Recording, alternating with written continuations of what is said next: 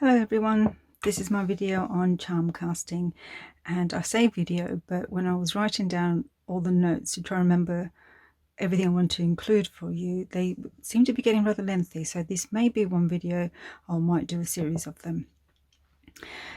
Essentially I want to cover, I want to share some of my charms with you, talk about meanings, how to cast, the very basics.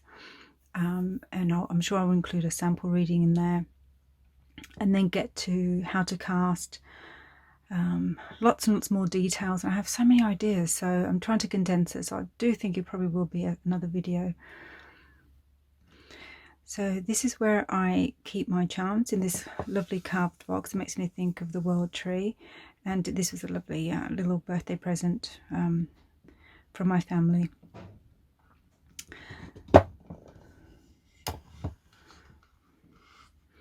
Okay, so this little bag is special, and I'm going to show you this one at the end. But let's have a look at some of these. I'm going to put that aside for now.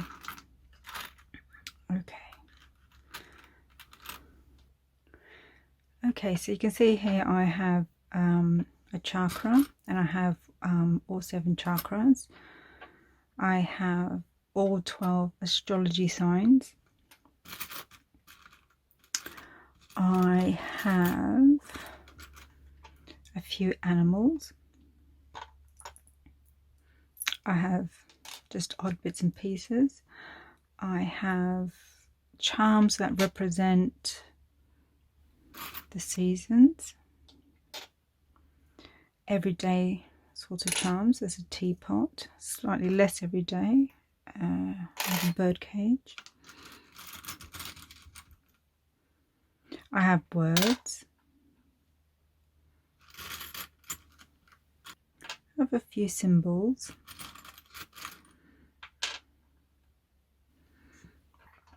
So let me first say, if you have no idea about casting is just really throwing something down. So it's very ancient, whether it's using stones, which I have a set of throwing stones, casting stones, bones, which is what I first started casting.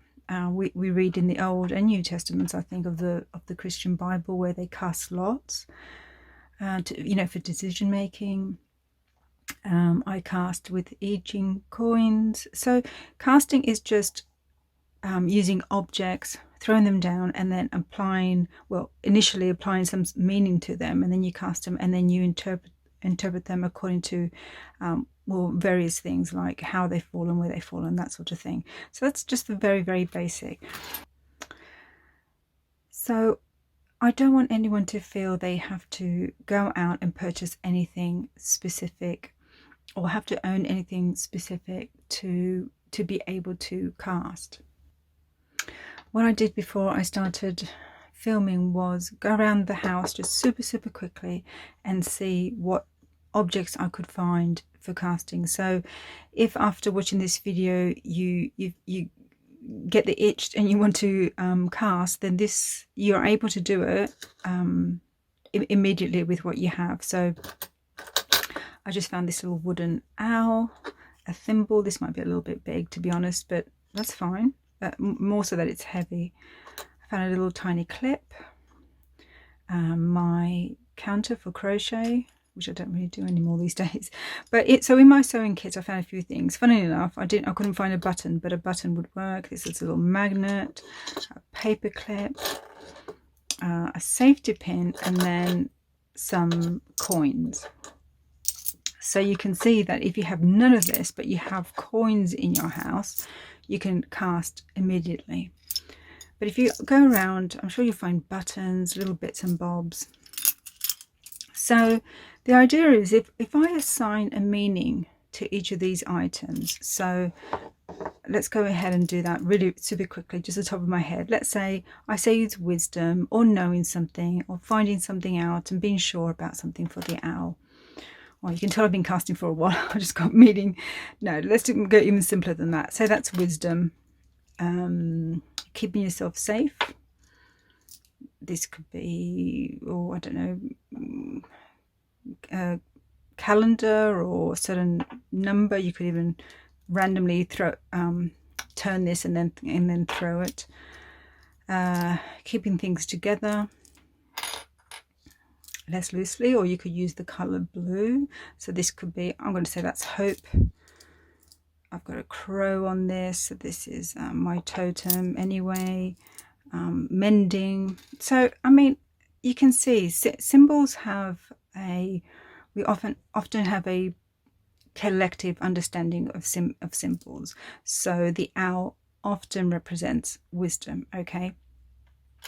But you also have your personal symbols, and let's say your personal connections to things. So for example, owls might generally in the populace tend to be interpreted as symbolically as wisdom. But let's say you were once attacked by an owl, okay?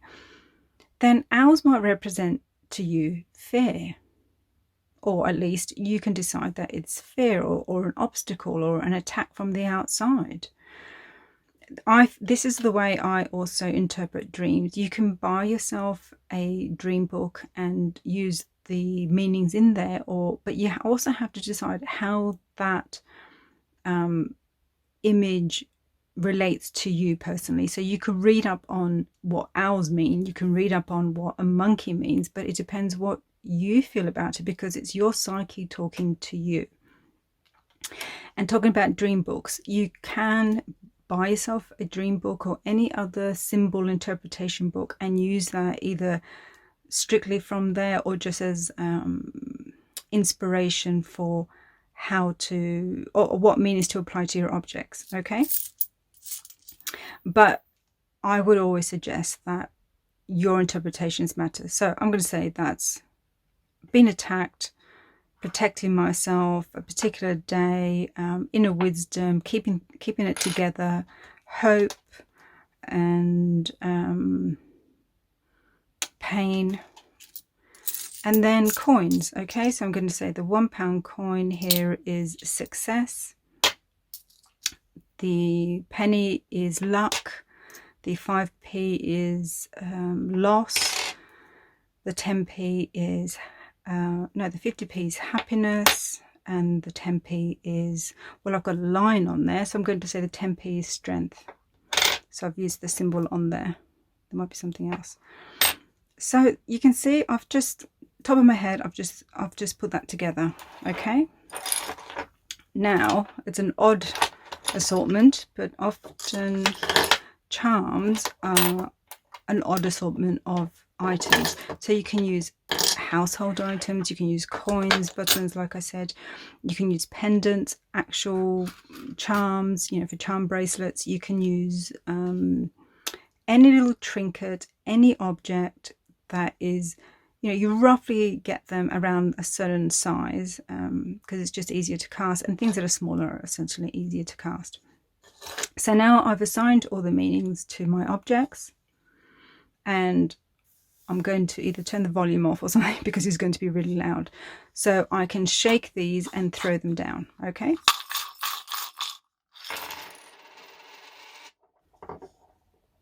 Okay, so now that I've cast them, throw them down, I can interpret them. So I've forgotten now everything, but I think I said the 5p was loss. So is this a loss? So you're getting over your fears maybe. So if this is fear and this is loss, you're losing your fear about something. You're losing, and this was success, wasn't it? So you're losing your fear about being successful. Okay, so I'm not reading for anybody. This is just made up. So, but you can see I'm interpreting these two because they are together. And then maybe something that is further away can mean something else. So that's just to give you an idea of the very, very basics of how to do it. I'm going to get into more details of better casting. I wanted to show you that so you can see that you can go and just do it now, straight away. So the other thing when it comes to meanings is that you can write them all down. If you only have a few charms, then it's not really going to be much of a problem. You could have, I think you can start with 8 charms, maybe 8 to 12 charms might be an idea. And that is not many charms, and you could assign a meaning and you'll remember them. Once your collection starts to grow, you might want to write them down in a booklet. But if you grow your collection slowly, or everything has a very personal meaning, unless it's very obscure, like if you want to make it very secret, like for example, if you're using coins and there's only so many coins in your own denomination, but you might have coins from other countries. I have a large, not large collection, but I have a little collection of coins from around the world where I've traveled. And I could assign anything to them. I could say one is strength, one is fear, one is loss, one is marriage, one is success, you know, completely arbitrary, just what I attach to them. But if I don't use them often enough, I might forget, hold on, what was the, you know, the Nepalese penny? I don't know, I've forgotten what they're called. You might forget. So, or like I said, you just have a lot of charms. So the more abstract and arbitrary the meaning, the more likely you may want to write them down in a book. You can make yourself a little booklet, you can put it in a journal, if you have Book of Shadows or Grimoire, that sort of thing, that's what you compile it in. I'm not a list maker, very really. I just have a set meaning, you know, and I know what they are. Now, the other thing with meaning is that you can be very concrete. If you're a very earthy person and you want to use a book of symbols or write down your own meanings, and the meaning stays as it stays, that's fine. That's one way. Another way is to have a set meaning, but to allow room for an intuitive or spontaneous interpretation, which can come from just how they've been cast, how they've fallen. Okay, so how to cast. You saw with the small group of objects that I had that in that little wooden bowl. So putting them in a bowl or cup or mug, anything at all, and popping your hand over, giving them a shake and throwing them down is your very, very basic. Now, because I have a certain amount of charms where I feel I don't want to, I don't think I ever throw them all down. It's super rare that I would do that. I grab handfuls. So if you have them in a box or in a bag, you can do a mix.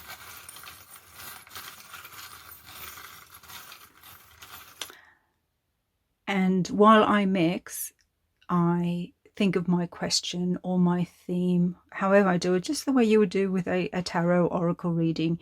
You have it in your mind. Think of this as the shuffle. As you're shuffling, you have in your mind your question. So you might even have your mind your question before you even sit down to read. It's there, it's within your energy, which is great. That's when you draw a card and it immediately answers you, because you're carrying that question in you so strongly. So it's the same thing. You mix. It's just like shuffling. Have an intent, a question, a query in your mind. I will hold that query as I grab a handful, and over time you'll know the feel of how many to grab that is right for you. Okay, so I now have my little handful, and you can cast directly on a table,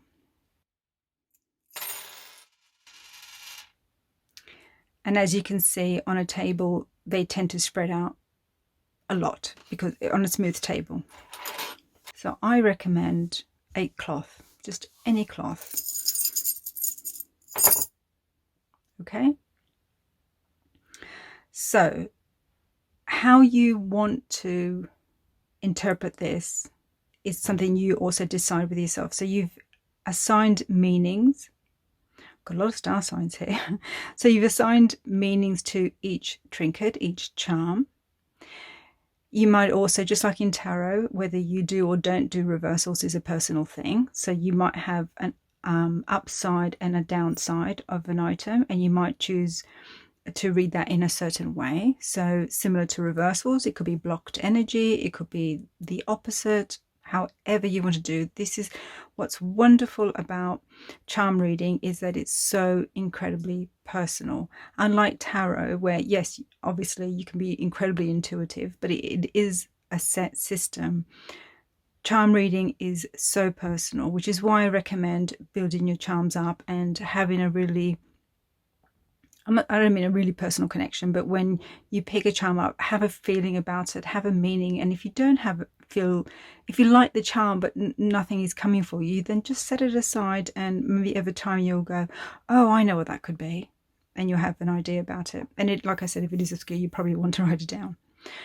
So you have meanings, you decide whether you read them up, sort of right side up or facing downwards, as in facing towards the cloth. You could also decide whether you read them right side or upside down, all that sort of thing. So that one's facing down. Let me get a little closer. So meaning, the position of each, the facing, let's say, of each trinket. Then you could have distance. So distance matters. So these are touching and overlapping. These are quite close. These are touching.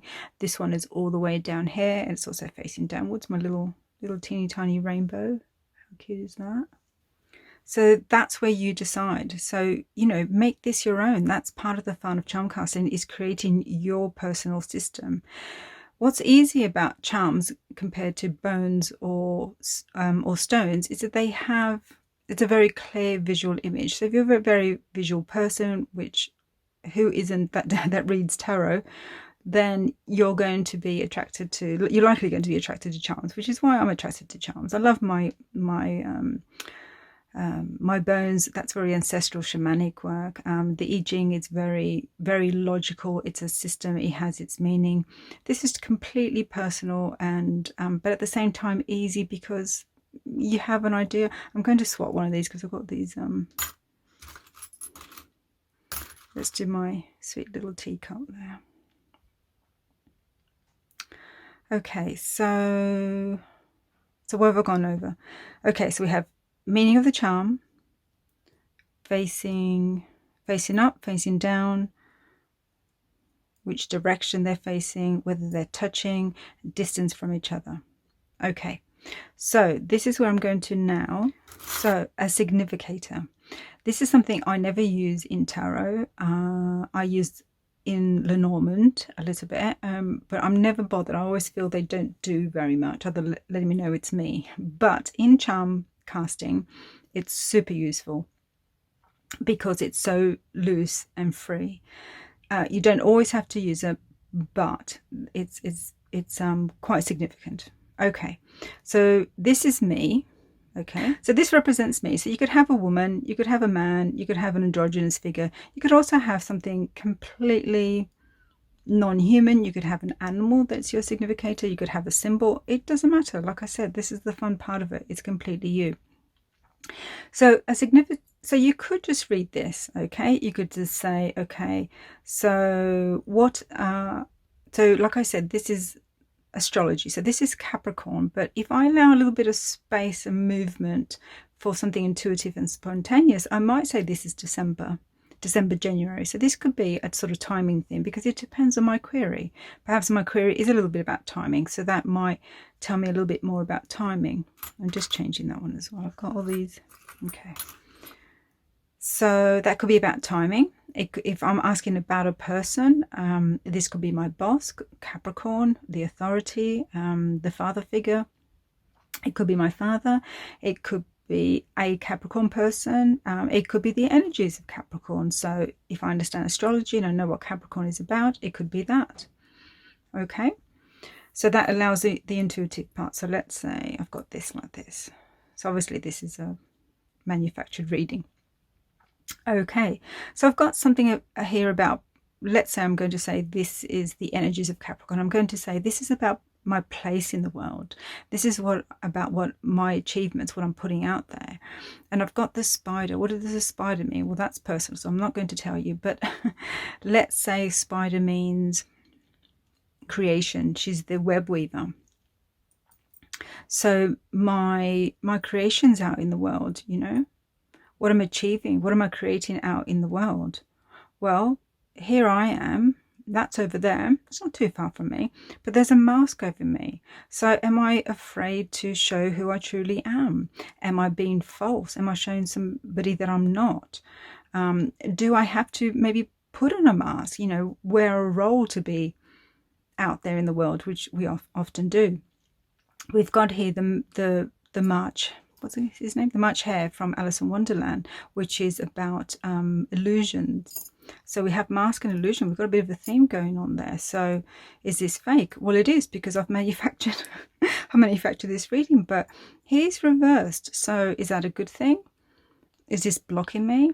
Or maybe the opposite of illusion is imagination.